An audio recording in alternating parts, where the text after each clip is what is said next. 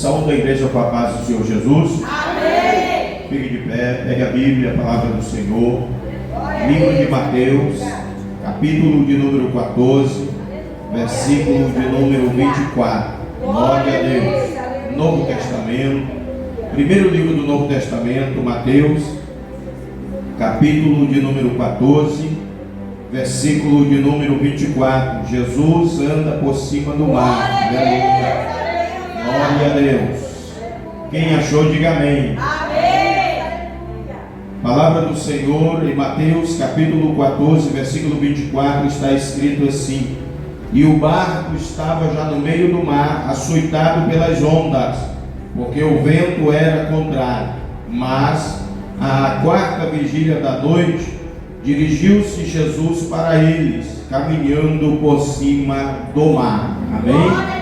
Hoje é o quarto dia desta semana de propósito com o tema O Deus que surge em meio à tempestade. Aleluia! E é esse Deus poderoso que surge em meio às tempestades da nossa vida. A Ele tributamos toda a honra, toda a glória, todo louvor, toda adoração e exaltação. Aleluia! Levante a tua mão, desocupe as tuas mãos e levante ela, oh glória! Nós vamos clamar, nós vamos falar com o Senhor nesse momento. O Deus que surge em meio à tempestade, aleluia. Clame na presença desse Deus, clama na presença do Deus Salvador glorioso, clama. Fique à vontade para orar, para clamar, na presença do Deus que surge em meio às tempestades da nossa vida. Esse Deus poderoso, aleluia, Ele vai operar milagre na tua vida. Ele vai te ajudar a vencer as tempestades. Ele vai te ajudar a permanecer na fé. Ele vai te sustentar, porque Ele é o Deus que tem na sua destra justiça. Bendito e eterno Deus, ajude os teus filhos, ajude as tuas filhas, ajude-nos, pois nós estamos em uma embarcação, nós estamos fazendo uma viagem nesta vida, e muitas são as tempestades, muitos são os ventos, muitos são, meu Deus amado, os ventos soprados contra a nossa vida, contra a nossa embarcação, mas há poder no nome de Jesus para nos entregar vitória, há poder no nome de Jesus para nos sustentar em meio às ondas, para nos fortalecer em meio ao vento que sopra e é contrário. Há poder no nome de Jesus para quebrar cadeias, para desfazer as ações do inimigo, para jogar por terra gigante, para derrubar muralha. Há poder no nome de Jesus para curar o enfermo, para libertar o oprimido, para jogar por terra a maldição. Há poder no nome de Jesus para derrotar o adversário de nossa alma. Aleluia.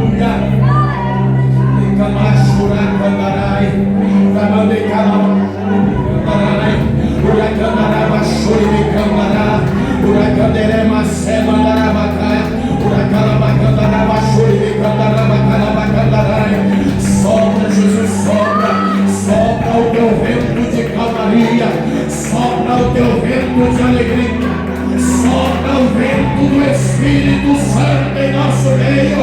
Sopra, Espírito Santo, o teu vento, e alegra esta alma, alegra esta vida, alegra esse coração nesta tarde.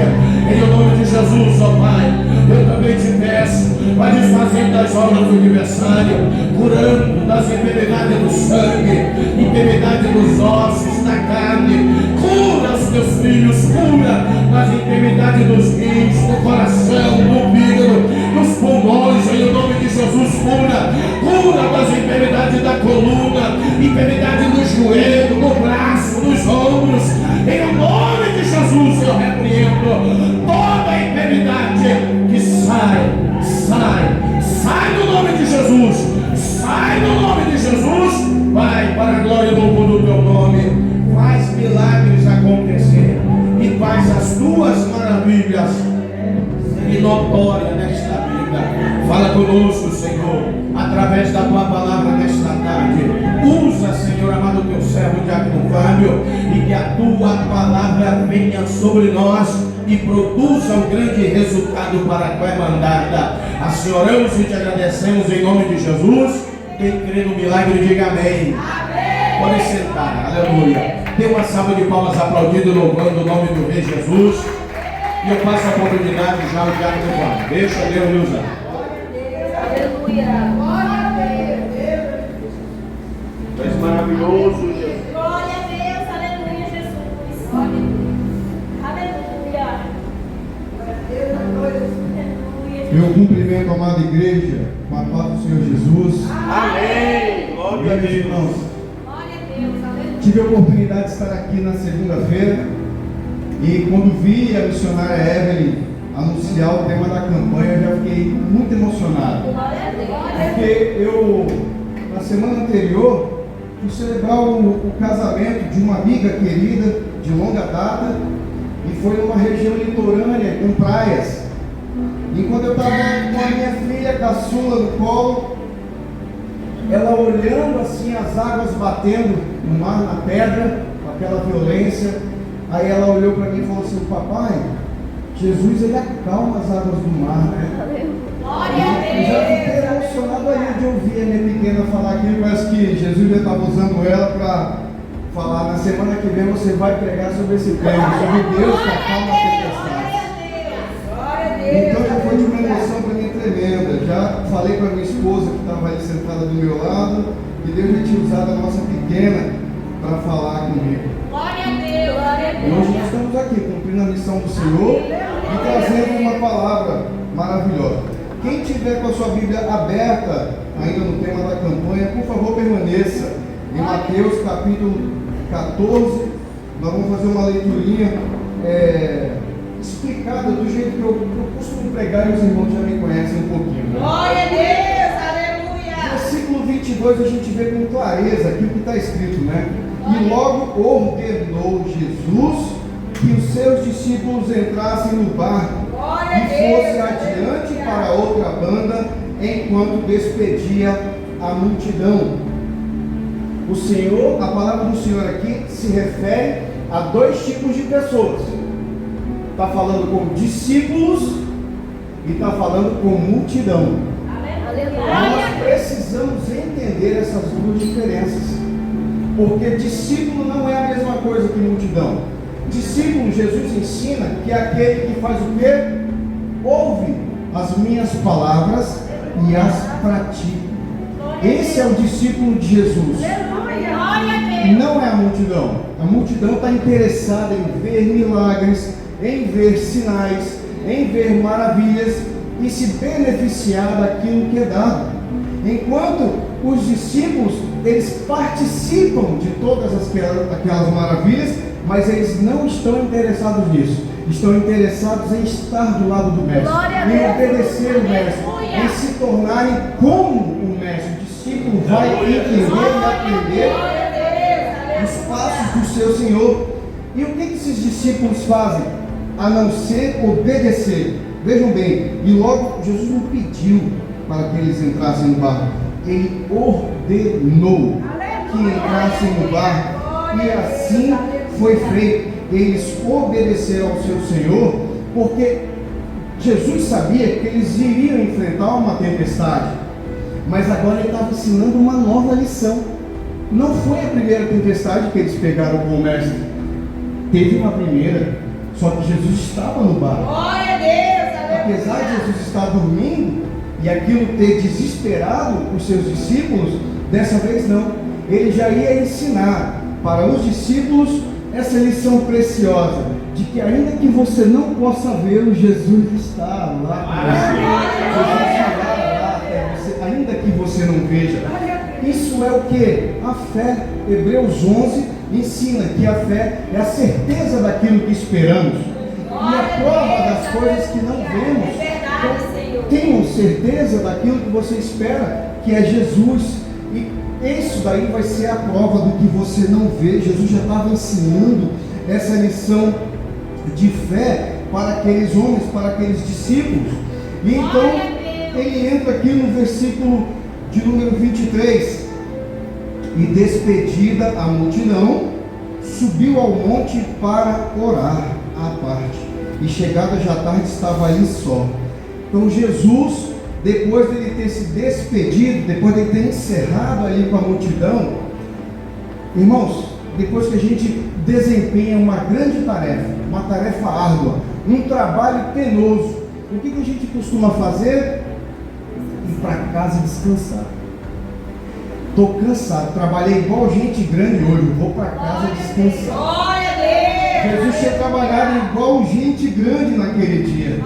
Tinha feito milagres antes, tinha despedido uma multidão inteira, tinha dado comando para os seus discípulos, e ainda assim ele não tinha tempo para descansar.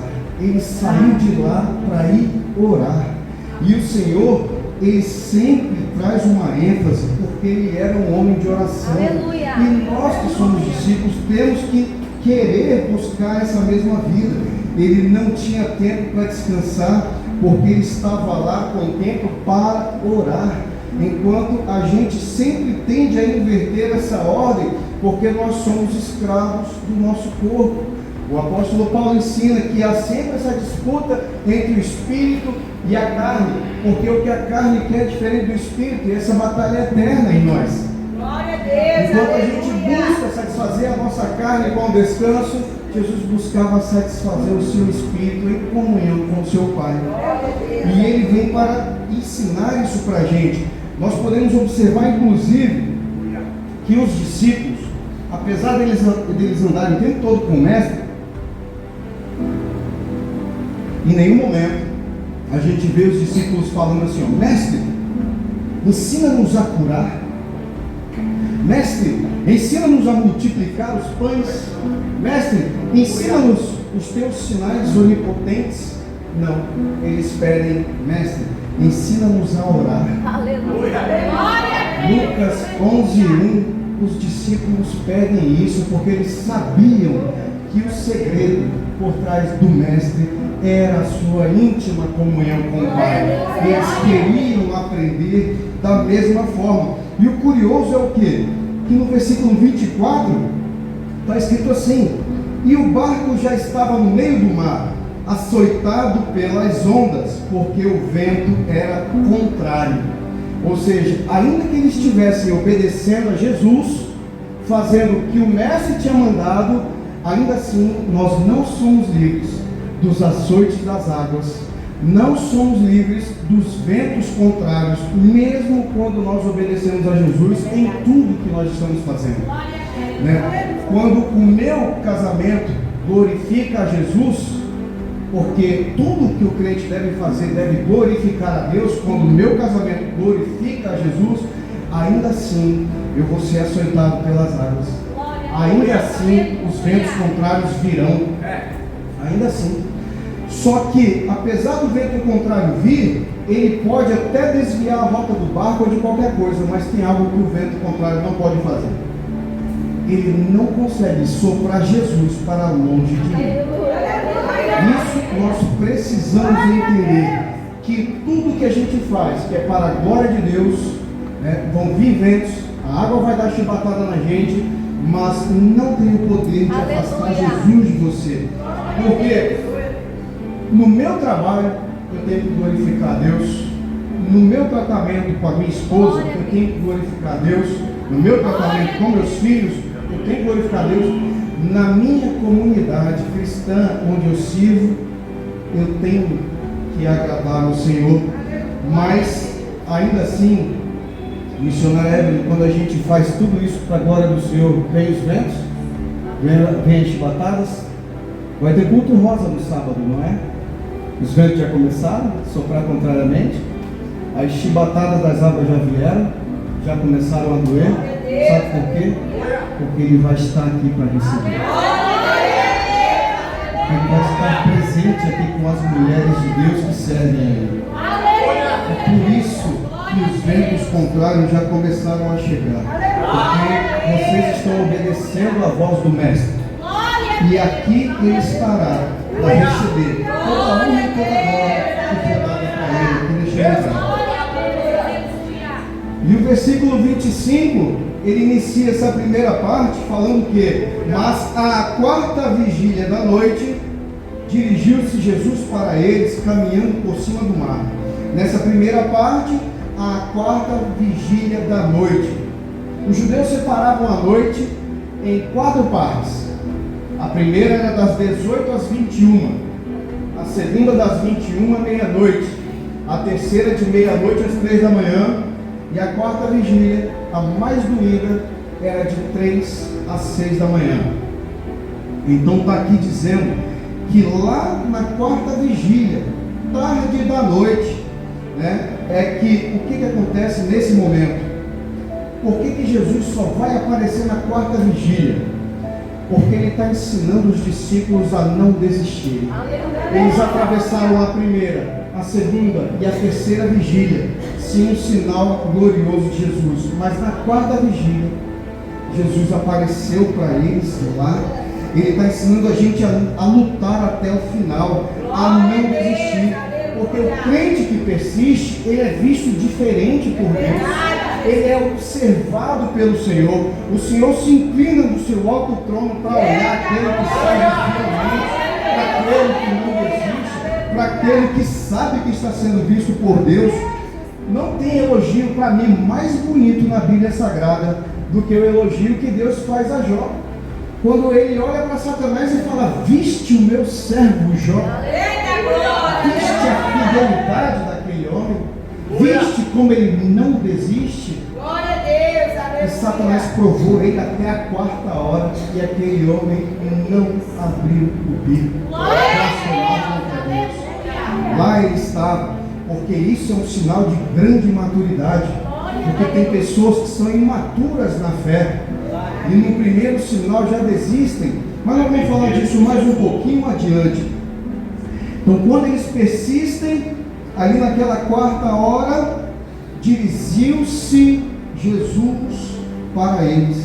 Olha só, dirigiu-se Jesus. Por quê? Porque o mestre nunca deixou um discípulo desamparado. Porque ele nunca negou socorro para ninguém que confiou nele, para ninguém que depositou a sua vida nele. Ele nunca negou socorro, ele sempre chegou até lá, ainda que a gente não pudesse reconhecê-lo. E no final do versículo 25 está escrito que ele vem como? Caminhando por cima do mar. Qual que era o problema nessa história? Era o barco que estava furado e estava afundando? Eram os discípulos que não sabiam nada sobre o mar, ou eram pescadores experientes, a maioria ali? O problema era o mar revolto. O problema era o mar agitado pelos fortes ventos. E o que Jesus faz com os grandes problemas? Ele passa por cima. Ele pisa nos grandes problemas. Os grandes problemas da nossa vida têm que ficar debaixo dos pés de Jesus. Porque nenhum vento contrário pode soprar Jesus para longe daquele que crê. E aí no versículo 26, a gente observa uma coisa estranha. Para mim isso aqui destoa muito da Bíblia. E os discípulos, vendo caminhar sobre o mar, assustaram-se, dizendo: é um fantasma. E gritaram de medo. Só que nem parece que a gente está lendo a Bíblia. Porque a gente, quando começa na leitura do livro sagrado, a gente vê diversas aparições de seres celestiais, de anjos, e a gente não vê nenhum escândalo desse tipo. Se você for olhar a relação do judeu com fantasmas, ela praticamente não existe. Existem poucos que têm algumas crendices. Se a gente for olhar biblicamente, tem um episódio onde o rei Saul invoca o espírito do profeta que tinha morrido. Glória a Deus, Né? Então tem essa correlação. Mas ainda assim, tem muito mais aparição de anjos e de seres celestiais para ajudar do que esse tipo de manifestação negativa. Então quando você vê eles gritando com medo, é um fantasma, soa até estranho, né? Porque as pessoas que estavam aprendendo tudo ao lado de Jesus estavam com medo dessas crendices e vendo aquele homem majestoso e maravilhoso andando sobre as águas, estavam com medo. Mas o que a gente entende por fantasma, meus irmãos? Fantasmas têm a ver também e a gente não pode desprezar isso, tem a ver com traumas, tem a ver com experiências negativas vividas, né? Então muitas das vezes a gente vê pessoas que carregam fantasmas do passado. Tem mulheres que não conseguem se relacionar com um novo homem porque carregam traumas pesados de relacionamentos anteriores que viveram, e homens da mesma forma. Então a gente precisa entender que com Jesus esses fantasmas não existem. A nossa vida tem que estar plena e disposta para recomeços, para uma nova fase, para uma nova etapa daquele que deposita a sua esperança no Cristo Jesus. E aí no versículo 27 está escrito assim: Jesus, porém, lhes falou logo, dizendo: tende bom ânimo, sou eu, não temais. A tempestade externa apavorou aqueles homens internamente. E aí, o que Jesus fala? Tende bom ânimo, sou eu. Jesus traz calma interior, porque a paz interior desarma qualquer tempestade. Quando a gente vê duas pessoas que a gente ama muito brigando, você consegue enxergar a tempestade do lado de um e de outro sem calmaria no centro de nenhuma. E aí quando você é usado por Deus para ser aquele instrumento de levar um pouco da paz do Senhor lá, que você desarma um, o outro já perdeu a força. O outro já não tem força para brigar com ninguém. E a gente precisa ter o bom ânimo que o Senhor fala, porque sou eu, não temais, diz o Senhor. E aí no versículo 28, a gente vê Pedro falando: Senhor, se és tu, manda-me ir ter contigo por cima das águas. Eu quero fazer um paralelo aqui nesse 28 com o 31. No 31, Jesus já dá a sentença dele, né? Manda-me ir ter contigo. Depois o homem recebe a permissão, começa a afundar, e Jesus manda um homem de pouca fé. Por que duvidaste? E aí que a gente tem que entender esse contexto de pouca fé, que eu sei que já foi abordado aqui nesse altar, mas eu quero fazer um reforço ainda, né? Ele coloca aqui homem de pouca fé. Por que a gente também, quando lê, entende que Pedro foi um homem de pequena fé? Por que a nossa frustração surgiu aqui no momento que a gente lê isso? Porque a pequena fé é encontrada onde a gente esperava coisa maior. A gente esperava coisa, por isso que a missionária Evelyn falou na segunda-feira que ela julgava o apóstolo Pedro aqui, porque não foi que a senhora disse isso? Por quê? Porque o Senhor esperava coisa maior daquele homem que era o líder dos 12. Daquele homem que se tornou o grande pregador dos Pentecostes. Aleluia. Daquele homem que foi separado por Jesus e ouviu claramente falar: Pedro, tu apacenta minhas ovelhas. Aleluia. A gente espera mais desse homem, né? Então assim, a gente nota que o que? Uma pessoa que tem um grande relacionamento com Cristo, como Pedro teve, não pode ser um homem de pequena fé. A gente espera que ele seja um homem de grande fé. Por que tanta gente se socorre na oração do pastor, mesmo a dele sendo a mais poderosa? Porque entende o pastor como um homem de grande fé, e espera dele que ele tenha, por causa da sua separação ao pastorado, por causa de todas essas coisas. E a gente tem que entender que há isso, a separação entre um crente maduro e um crente imaturo. Teve num podcast um pastor falando que teve um ouvinte que lhe fez uma pergunta, e no final ele fala assim: é porque eu sou novo convertido, por isso que eu estou fazendo essa pergunta. Ele fala: mas quanto tempo você tem de convertido? 3 anos. 3 anos? Mas 3 anos Pedro já tinha encerrado ali o ministério de Jesus com Pedro, todas as lições com os 12 apóstolos já tinha encerrado. Você está andando com Cristo há 3 anos e ainda é um novo convertido. Você precisa ser um crente maduro na fé, meu irmão. Você já está com 3 anos na igreja, 5 anos na igreja, já se acha uma criança. Não, meu irmão, você tem que ser um instrumento da parte do Senhor aqui também. Não é crente maduro, não deveria ser, né? E Aí a gente vê aqui, por que também que a gente tem esse olhar sobre essa pouca fé? Porque a pequena fé de Pedro ansiava por sinais exagerados. Ele fala assim: manda-me ir ter contigo, se és tu. Glória a Deus, aleluia. Se é o Senhor mesmo, então me manda ir ter contigo. Aí se Jesus falar, não vem não. Ah, então não é Jesus, é assim que a gente trata. Infelizmente, muitos cristãos tratam Jesus assim. Se ele não fez o que eu pedi, ó, se é tu mesmo, então devolve o meu marido para mim. Ah, não voltou agora? Então não é. Porque eu já ouvi isso, irmãos. Eu já ouvi isso. Uma irmã que não convidou Jesus para o casamento dela, viveu 4, 5 anos com ele do jeito que quis. Quando estava perdendo o marido, ligou para mim em busca de Jesus para restaurar o casamento, onde ela nunca tinha convidado ele. E aí, o que aconteceu? Jesus é bom mesmo. Eu pedi para meu marido mudar, e ele mudou foi de casa, está morando com outra mulher agora. Ela mandou para mim. É fácil a gente julgar Jesus, né? Quando a gente não chama ele para participar da nossa vida, dá errado as minhas próprias escolhas, culpa de Jesus. Olha, que jeito fácil de me isentar da minha própria responsabilidade, né? E porque ela ansiava por grandes sinais para que a fé dela fosse restaurada. O grande sinal era o marido. Se é tu mesmo, então meu marido volta.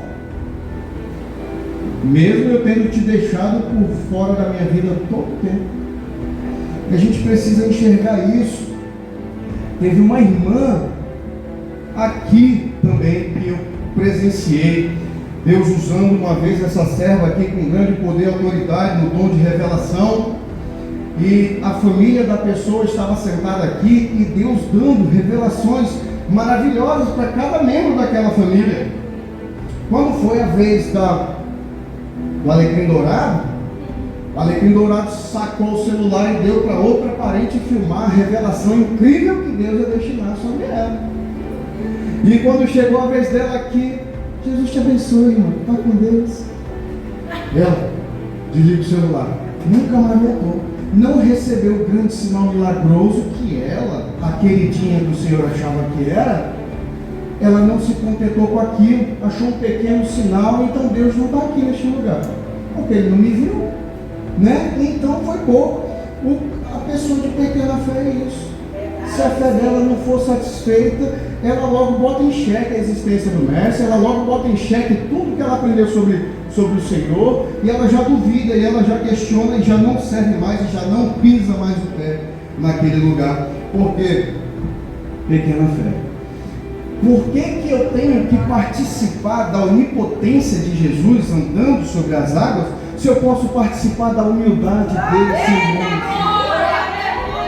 Por que eu quero multiplicar pães, se eu posso participar da mesa do Senhor todo domingo no mês?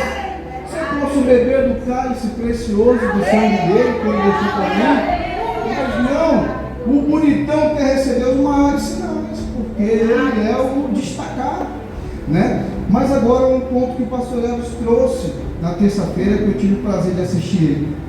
Apareceu, assim que eu cheguei no trabalho, que eu abri o YouTube, apareceu o pastor Elvis lá, clamou do meio-dia, eu já fiquei, deixa o pastor falar. Eu já fui ouvindo e vi que o pastor tocou nesse tema também, que a pequena fé é digna de elogios. Ainda assim, porque Pedro, ele não tentou andar sobre as águas sem a ordem do Senhor. Ele esperou ser ordenado. Glória a Deus! Ainda assim é digna a pequena fé dele. Por quê? Porque também uma pequena fé, irmãos, pode incendiar milhares de almas. Ainda que você não tenha ciência disso. Deus pegou a pequena fé daquele Pedro e olha o trabalho majestoso que fez através daquela pedra bruta, não é? Então Cristo reconheceu a pequena fé como um tipo válido de fé. E para a gente encerrar, meus irmãos, versículo 33, está escrito assim: então aproximaram-se os que estavam no barco e adoraram-no, dizendo: és verdadeiramente o Filho de Deus. Glória a Deus! Quando Jesus faz o milagre e Ele acalma a tempestade da nossa vida, é necessário isso daqui, meus irmãos: a gratidão e o reconhecimento. Porque o que tem de gente que vem desesperada até Deus para receber, quando recebeu, não foi o acaso. Foi, não, a minha saúde que ia se restabelecer normalmente. Isso aqui foi um medicamento que o médico aplicou. Não, isso aqui foi a venda que eu fiz, que concretizou e deu certo. E agora as pessoas já deixam de reconhecer que foi o mestre que fez. E eu tive a oportunidade, aproveitando meus minutinhos aqui, dar um rápido testemunho, pastor. Eu tive a oportunidade, desses dias estava conversando com a minha mãe, enquanto eu estava em oração. O Senhor fez me lembrar de um episódio da minha vida que aconteceu em 2008. Em 2008, eu fiz uma viagem internacional, onde eu não tinha domínio daquele idioma. E estudei a vida inteira inglês, mas aquele outro idioma eu não tinha estudado tanto. E aí fui viajar, e a escola que ia me receber lá disponibilizava uma van para me buscar no aeroporto. Eu falei, mas como eu vou chegar cedo, 3 horas da tarde, e eu tenho 20 e poucos anos aqui, 22 anos, sou um jovem e destemido, eu vou deixar esses 100 euros de fora, que é equivalente a 300 reais, e vou atrás disso daí de resolver sozinho. Olha só o bonitão, um país estrangeiro aprontando esse tipo de coisa. Mas antes de eu ir, é necessário contar isso. Teve um amigo que falou, olha, o irmão da minha esposa está morando lá. Fiz contato com ele por e-mail, ele falou assim, Fábio, consegue um xarope para minha esposa que só vende aí no Brasil, e sem esse xarope ela fica quase que sem voz? Eu falei, consigo, eu levo, pode se encontrar por aí, eu te entrego isso. E lá chega eu, 3 horas da tarde, andando com a minha mala, uma mochila. Já achei o aeroporto muito grande. Eu falei, meu Deus, como é que eu vou sair daqui? Achei um brasileiro que falou, olha, no subsolo tem uma estação que já... vamos, me acompanha. Tem uma estação que já leva a gente direto lá. Eu vou parar uma estação antes, você vai para a estação do norte. Na estação do norte você vai achar o trem que vai te levar para Rouen, esse lugar onde você precisa ir, uns 40 minutos de trem. E rapidinho, eu falei, beleza, tô feito, vou chegar nessa cidadezinha já. E aí nisso que o rapaz se despede de mim, o brasileiro, sai na estação que queria parar. Cheguei na estação do norte, maior que o aeroporto. Meu Deus do céu, já estava começando a arrepender de ter feito aquela viagem. E tentando me comunicar e descobrir onde é que vendia o bilhete, como é que fazia para apanhar aquele trem, para chegar naquela cidadezinha. Fui falar com a pessoa falou rápido demais, eu não entendi nada. E já estava como cão arrependido, andando triste já por ali. Todo mundo ia estar feliz naquele lugar, menos eu não estava mais. Eu falei, meu Deus do céu, o que eu vou fazer agora? E aí eu peguei, falei, já sei, vou pegar um táxi, vou pedir para me levar no endereço da pessoa que eu me comuniquei aqui, que eu estou com o xarope da esposa dele. Chego no prédio, aperto todas as campainhas, 1 hora eu acho ele e falo com ele. E já era 6 horas a primeira vigília da noite, já era 6 horas. E aí eu comecei a ficar tudo escuro ali, eu andando naquele frio. O taxista me deixou com a cara desse tamanho, que era bem pertinho da estação do norte. Eu só fiz ele perder a vaga dele de táxi. E falei, vou apertar as campainhas e vou falar com ele. Não era campainha, era senha. Tem a senha, não tem a senha, fica de fora. Eu, meu Deus do céu, agora eu vou ter que ir atrás de um hotel. E enfim, irmãos, para encurtar para vocês, não tinha conseguido achar hotel perto, não tinha conseguido achar nada, já estava arrependido de ter viajado. Maldito da hora que eu saí do Brasil. Devia ter ficado lá na praia, em qualquer outro lugar, mas não, inventou de vir para cá de bonito. Agora passa frio aí, não tem ninguém para conversar. Então lá vai eu, para aquele lugar. Para minha sorte, uma pessoa digitou a senha e abriu a primeira porta. A segunda porta eu não consegui acesso. Para bater em cada apartamento ali, descobrir onde estava o homem, que era o Gil. E aí, meus irmãos, estou ali, deito a minha mala e já pensando, já conformado em passar a madrugada ali todinha. Passa uma mulher e entra, aí chega um homem, uns 2 minutos depois. Aí eu arranho meu pequeno francês ali falou, por favor, o senhor pode me dizer se conhece o senhor Gil? E aquele homem olha para mim e fala, Fábio? Eu falei, Gil? Você é o Gil? Aí eu corri e abracei o cara era meu melhor amigo. Conhecia ele desde pequenininho. Abracei e levantei lá no alto. Aí contei todo o meu drama para ele. Ele falou, olha, eu nem estou nesse apartamento. Meu amigo, esse apartamento ele é 20 metros quadrados, 25, é bem pequenininho. E um amigo meu viajou, deixou o apartamento dele maior para nós. Mas olha só, Deus mandou eu vir aqui te buscar. Porque colocou na minha cabeça que eu tinha deixado a janela aberta. E eu vim só para fechar a janela, agora que eu entendi que é para vir te buscar. Mesmo eu não conhecendo a Deus como eu conheço hoje, eu já sabia que era minha vida. Na minha oração eu reconheci tanto, me deu uma alegria tão grande. Louvei a Deus pela vida do Gil, que ele mandou como anjo na minha vida. Mandei mensagem para o Gil disse que estava lembrando de mim esses dias também. Aí está lá no Ceará agora. E quando eu for lá no Ceará, eu vou visitar o Gil, faço questão de vê-lo. Na época eu não tinha filhos, e nem ele e a esposa dele, estava ele e a esposa, mas eu não tinha. A filha dele agora já está na universidade, minha filha mais velha já tem 11 anos, indo para 12, o tempo passa, e agora sim, irmãos, o mais importante disso tudo é que em oração o Senhor me levou de volta naquele episódio, e eu pude agradecer Ele mais uma vez hoje, conhecendo Ele. Glória a Deus, aleluia. Que coisa maravilhosa que Ele fez na minha vida, aliviando o coração do jovem, mandando um socorro imediato, e eu tinha que ser muito ingrato para não reconhecer que foi Ele que fez e que foi uma coincidência da vida o Gil ter chegado ali para me resgatar. Mas ali não, ele estava obedecendo a voz do Senhor. E eu quero convidar a igreja a ficar de pé, a gente orar e entregar o microfone a quem direito, nosso pastor. Glória a Deus. Bendito Deus, eterno Pai, te damos graças, Senhor, por saber que o Senhor é aquele que anda por cima da tempestade, meu Pai, por cima do mar revolto, por cima de todos os problemas. O Senhor pisa, meu Pai, e traz a calmaria para os nossos corações em primeiro lugar. O Senhor nos dá a certeza da Tua presença em nossas vidas, meu Pai. E como é grande a gente entender isso, Senhor. Que o Senhor trabalhe na nossa fé, meu Pai. Que a gente tenha a fé do centurião, Senhor, que nem precisou de sinais. Ele fala, não, o Senhor é sujeito de autoridade que nem eu. Se o Senhor falar que meu servo está curado, meu servo está curado. E aquela fé que impressionou Jesus, meu Pai. Que o Senhor possa desenvolver uma grande fé em nossos corações e que nós possamos sempre, meu Pai, andar debaixo dos teus passos, Senhor, seguindo, meu Pai, e te obedecendo. Em nome de Jesus, eu quero agradecer a minha rica oportunidade. Amém e amém. Pode aplaudir ao Rei Jesus. Glória a Deus. Ele é o Deus que surge em meio a quem. E não importa qual é a proporção do vento ou da bondade. Ele vai surgir em meio a essa tempestade para te socorrer na vitória em nome de Jesus. Diga amém. Uma contribuição, se você tem. Já que não falo contando o testemunho dele, eu lembrei de um pastor aqui de Porto Velho, amigo meu. Gente boa. Ele é um que foi salvo e liberto por Jesus do homossexualismo. Glória a Deus. Ele falou que Jesus falou com ele para ele ir em São Paulo pregar.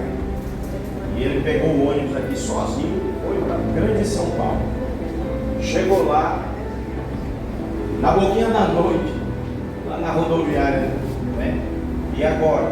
Não conhece ninguém, nunca foi lá. Ele ficou sentado no banquinho lá, agarrado com a mala dele.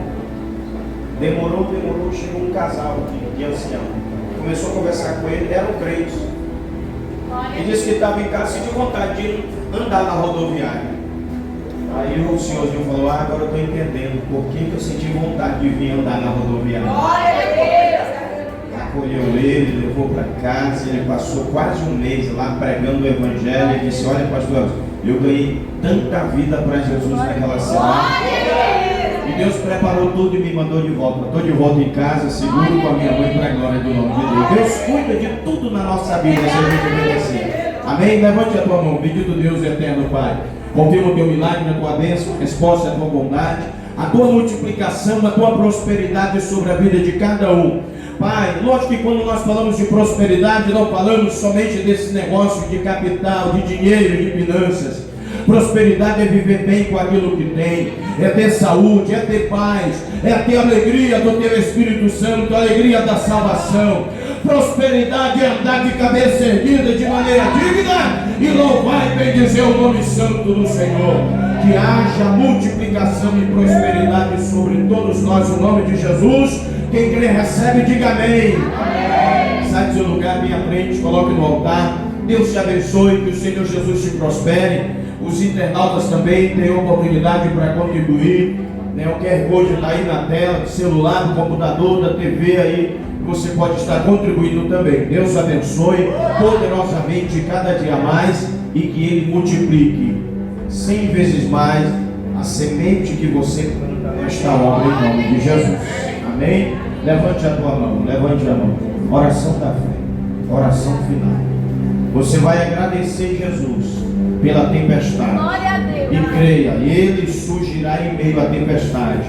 Ele vai dar ordem ao vento e as ondas também terão que se acalmar. A ordem dele ao vento, as ondas terão que obedecer também. E ele vai falar para acalmar, para sossegar, para tranquilizar esse vento, essas águas. No nome de Jesus. Agradeça a Ele. Pode agradecer. Só agradeça. Tenha vontade para agradecer. Agradeça o Rei dos Reis, Senhor dos Senhores, pela dor, a enfermidade, o problema, a perseguição. Agradeça a Ele para a dificuldade que trouxe aqui. Agradeça a Ele por causa dela. Agradeça a Jesus pela porta que abriu, o salário que você tem, a renda. Agradeça a Ele porque hoje você já não trabalha mais, está aí aposentado, aposentada. Agradeça a Ele, aleluia, pelas oportunidades que Ele te deu de estar em sua casa, de levar o Evangelho, mensagem pregada, cantada. Agradeça a Jesus, aleluia, pela casa que você mora, o apartamento, pelo esposo, a esposa. Agradeça a Jesus porque Ele te viu lá no meio do mundo do pecado e chamou-te pelo teu nome e te trouxe para a sua presença. Agradeça pela vida dos teus filhos, teu filho, tua filha, teu pai, a tua mãe. Agradeça a Jesus pelo clamor do meio-dia aqui na Joaquim Nabuco. Agradeça ao Senhor, aleluia, por tudo. E pede para eles surgir em meio à tempestade. Pode pedir para Ele, diga: Senhor, surge em meio à minha tempestade. Surge, ó Jesus poderoso, meu Deus, em meio à tempestade que me açoita.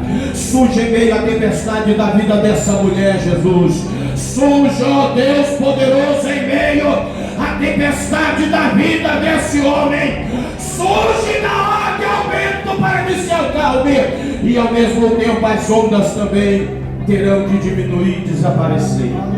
Que a nossa viagem siga em bonança. Que o velejar da nossa embarcação siga em tranquilidade. Ei, de cai. Demande calamasse, lemalasi, lamasse, lemalahase. Elamaia se lemaha, sorenahai, decai. Continua conosco, Jesus. Nos leva de volta em paz para onde vamos. Para o lar, para o trabalho. Para que os negócios dos teus filhos vá bem cada dia mais. No nome de Jesus oramos e também te agradecemos. Amém. Estenda as mãos. Estenda as mãos. Que a graça de nosso Senhor e Salvador Jesus Cristo, o grande e eterno amor de Deus, nosso Pai, a comunhão e as consolações do Espírito Santo de Deus esteja com todos nós e todos digam. Palmas que louve e adora Jesus. Está encerrado. Venha à frente receber a unção com óleo. E não esqueça, hein, irmãs? Sábado, 18 horas. Deu culto rosa aqui. Vai ser uma bênção para a glória de Deus. Rosa. Vista-se de rosa. Pegue a sua Bíblia e venha adorar a Deus juntamente com a irmã Eve e toda a equipe das mulheres do ciclo de oração, no nome de Jesus.